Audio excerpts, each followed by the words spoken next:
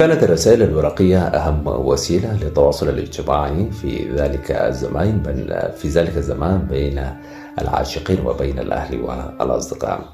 ولا زالت الأوراق القديمة تحمل الذكريات الجميلة.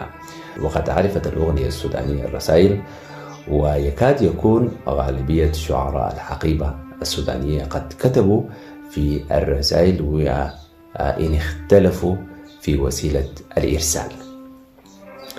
ومن أشهر أغنيات الرسائل بنلقاها أغنية الشاعر المبدع عبيد عبد الرحمن اللي كتبت في العام 1908 إلى العام 1986. وابن حي العرب الأمدرماني الذي برع في قول الشعر صغيرا تماما كصديق عمره سيد عبد العزيز، وجمعت بينهما صداقة الشاعر الأديب خالد آدم اللي هو ابن الخياط، كان معروف بالاسم ده.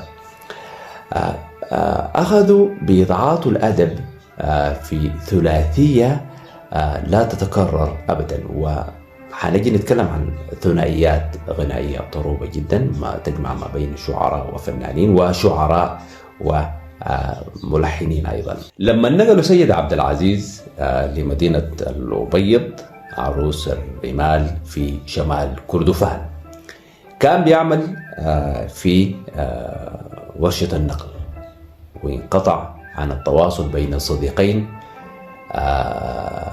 كتب طوالي الشاعر عبيد عبد الرحمن أغنية رسائل، وكان قد أداها الفنان إبراهيم أبو جبل المعروف بإبراهيم الكاشف، وهو خلال الأغنية بيذكر رفيق الدرب وبيطلب منه الكتابة لدوام التواصل، فأبدع الكاشف فيها. وكانت هذه واحدة من الأغنيات الجميلة جدا اللي عبرت ما بين الصديقين في أيام قد خلت وجمعت بينهم ليالي الأنس وشفافية الكلمات، فأخذت مكانها عبر خارطة الغناء السوداني.